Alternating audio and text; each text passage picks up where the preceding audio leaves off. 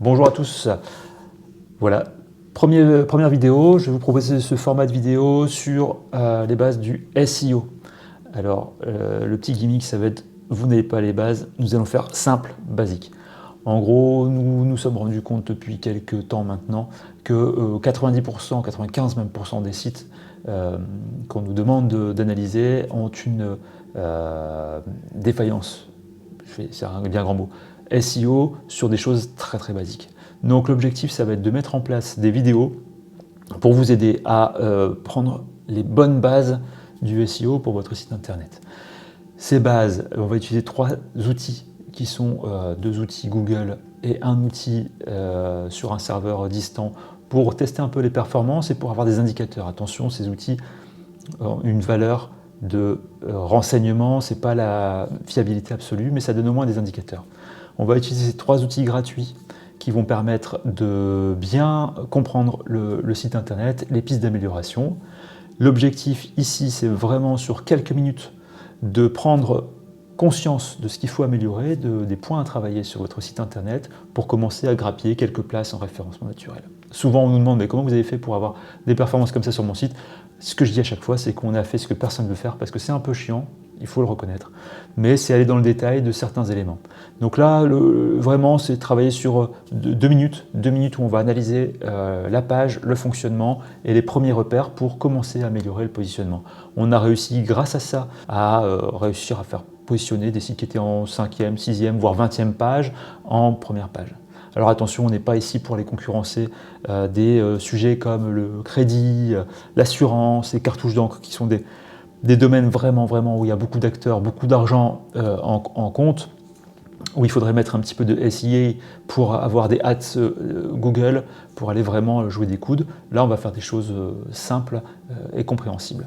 Donc, pour le bon fonctionnement, je vais vous inviter, vous le savez bien, à mettre un petit like sur la vidéo, éventuellement si elle vous intéresse de l'enregistrer, et surtout de vous abonner et mettez en commentaire votre site internet pour qu'il puisse être le prochain ou l'un des prochains à être analysé, pour que ça vous donne les bonnes pistes pour lancer votre positionnement sur Google. On va parler exclusivement de Google, même si tout est un petit peu en révolution actuellement, grâce notamment aux IA qui sont en place, mais néanmoins, d'un point de vue business, Google reste encore une référence. Donc c'est parti, on va partir sur ce site qui est une de nos clientes qui nous a sollicité. On a déjà fait du positionnement SEO pour son site internet, et là on part sur ce nouveau site qu'elle vient de réaliser par elle-même et pour lequel on va apporter un regard constructif sur comment améliorer son positionnement. Alors pour commencer, vous verrez, j'ai mis en place déjà quelques recherches. On va utiliser le Lighthouse de Google pour analyser le code de la page. On va utiliser le PageSpeed Insight de Google également pour voir un petit peu le positionnement et les améliorations à faire, et le GTmetrix qui est un site sur lequel on va rentrer simplement son site internet pour avoir des indicateurs de performance. Pourquoi les performances ? Google attribue beaucoup d'intérêt aux performances des sites, à la rapidité d'ouverture, à la légèreté et à la responsivité. Alors, responsivité, en plus, là je crois que c'est depuis le 4 juillet 2024, vraiment c'est mobile first. Google a décidé même de déprécier les sites qui ne sont pas adaptés au mobile quand on est sur une consultation mobile. Donc vous pouvez avoir maintenant, si votre site n'est pas adapté mobile, ne plus être du tout affiché sur un téléphone. Avant on pouvait encore zoomer, etc. Là de plus en plus on va tendre vers ça. Donc la responsivité, c'est quelque chose d'important. Ici, on commence les bases du SEO, il faut s'y connaître un tout petit peu, on va s'intéresser aux balises, au poids des images. Les balises, c'est très simple, ça va être les balises title, description, alt, les H1, donc H1 c'est le titre principal, H2 titre secondaire, H3, 4, 5, vous l'avez compris. Au plus on descend, au moins c'est un titre important. Pour vous expliquer un petit peu, par exemple, Le Seigneur des Anneaux, c'est un H1, La Communauté de l'Anneau, c'est un H2. Et dans tout le film, on ne va jamais donner un autre titre au film que Le Seigneur des Anneaux. Donc ça ne sert à rien, et d'ailleurs Google n'en veut pas, il ne veut pas avoir plusieurs H1 dans une page. Dans une page, on a un H1, c'est le titre principal qui doit comprendre les termes associés à l'entreprise et au secteur d'activité.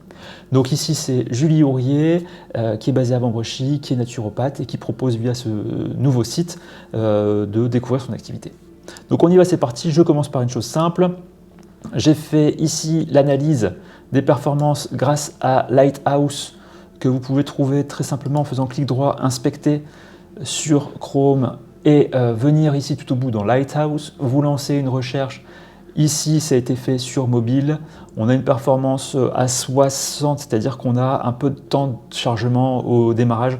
Ça peut être lié à l'activité du serveur, ça peut être lié aussi au thème utilisé. Ici, on voit bien qu'on est sur du WordPress.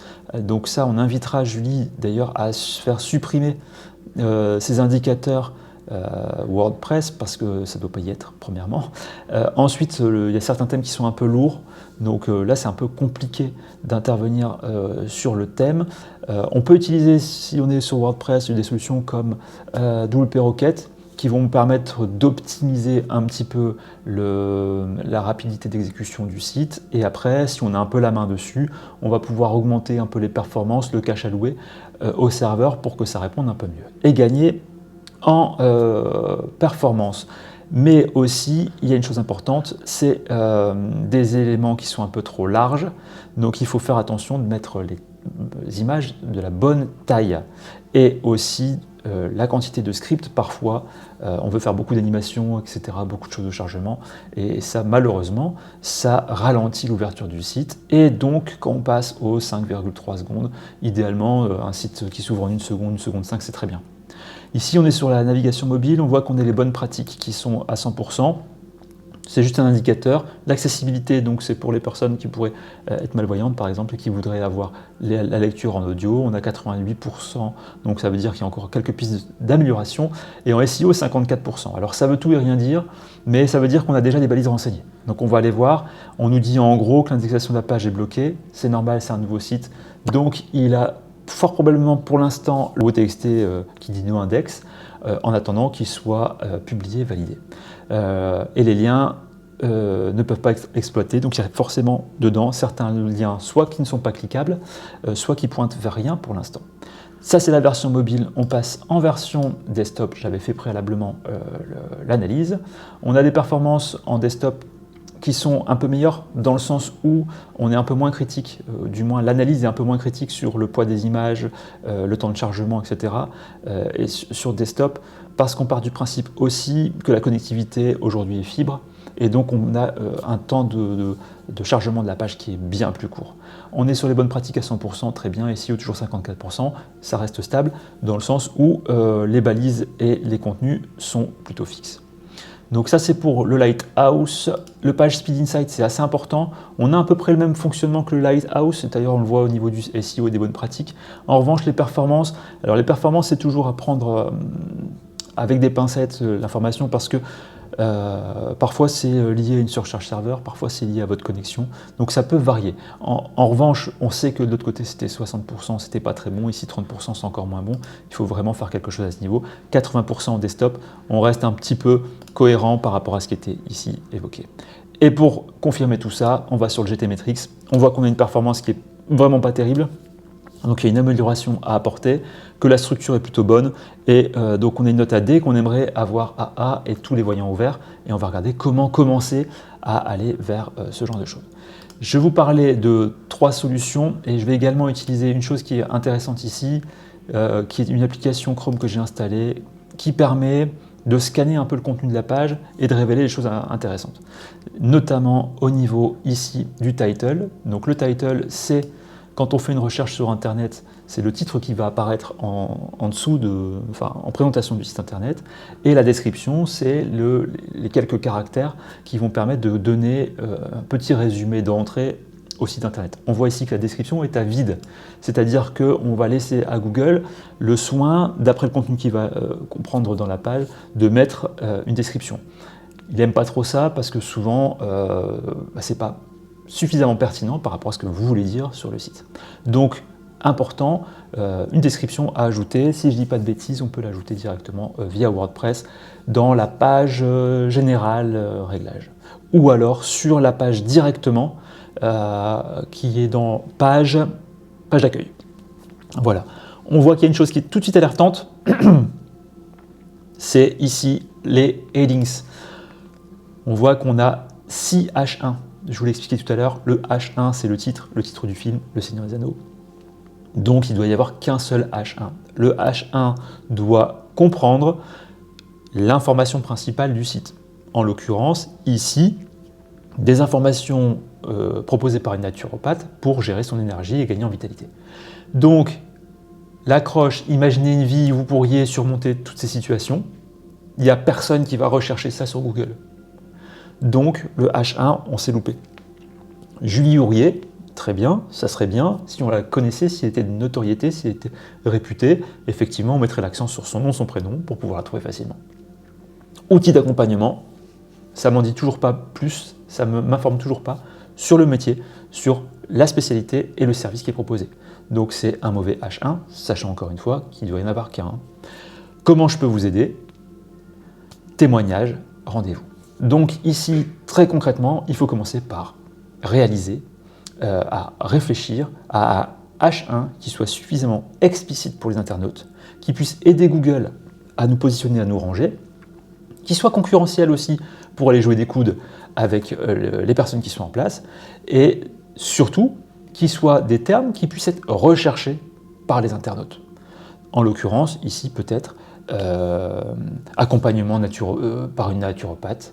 Le secteur c'est Lille, j'ai oublié de le préciser, c'est Vambrochy très précisément, on le voit ici. Donc soit travailler très localement avec les termes des villes, de la ville Vambrochy, Saint-André, tout ce qu'il y a autour, ou soit être un peu plus général avec Lille, ou encore Nord, sachant qu'au plus on élargit le cercle, au plus on risque d'avoir de concurrence et d'avoir un peu de difficulté à se positionner. En tout cas, ici, il est essentiel d'avoir des mots-clés qui soient en adéquation avec le service. Comme on le voit ici, on peut prendre un rendez-vous, donc il y a un premier rendez-vous qui est offert, génial, mais je prends un rendez-vous de quoi?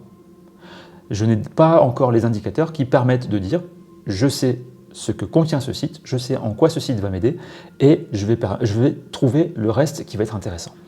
Je vais ici, sur le site, passer en inspection pour voir plusieurs choses. Alors surtout, ici, les images. Vous verrez, je vais vous le remettre ici, d'après le scan qu'on a fait tout à l'heure, les images, c'est très bien. Le poids des images est plutôt correct. On a 33 kg pour les images qui sont, si je ne dis pas de bêtises, ici. On a 12 kg, c'est bien, on ne va pas aller beaucoup plus loin. En revanche, on se rend compte que 139 kg pour l'image qui est ici, qui fait 410 par 451, c'est beaucoup trop. Alors pourquoi je parle régime? C'est parce que au plus on réduit le poids des images, au plus le chargement se fait vite.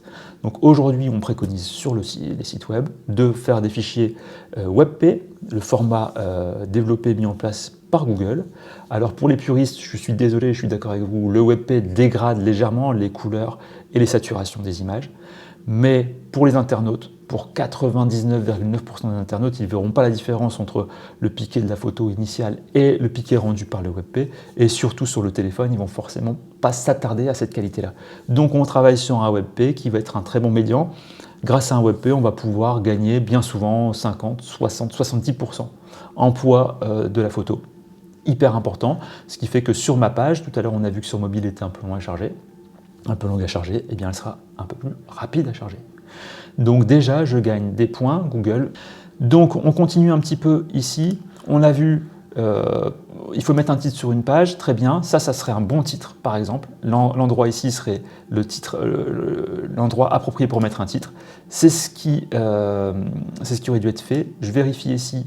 On voit qu'au niveau des balisages, on n'a rien d'intéressant. Hein.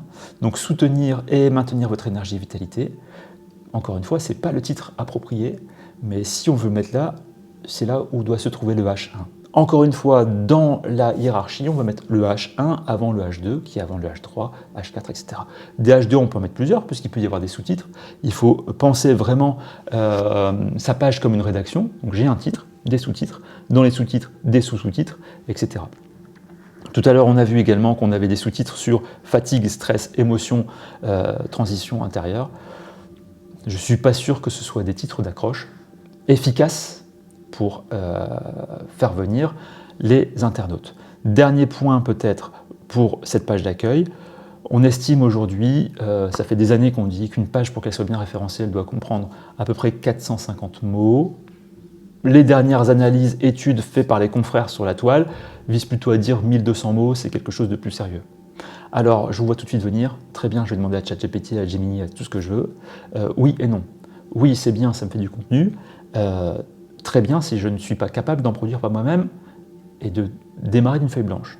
Ce que je vous invite à faire, c'est de vous faire aider si vous le voulez par les IA et de retravailler correctement, notamment le champ sémantique, les connexions, les termes associés qui correspondent à votre activité. Surtout, aujourd'hui, on arrive au premier coup d'œil à déterminer si le contenu est généré par IA ou non. Nous, alors imaginez-vous l'algorithme de Google, il risque de vous écarter puisque les contenus ne vous sont pas propres. Et surtout, n'oubliez pas une chose importante, très très importante, les internautes recherchent votre expertise à vous. Si vous n'êtes pas expert, excusez-moi, arrêtez votre métier, ça ne sert à rien. Si vous êtes expert, il faut mettre en avant votre expertise.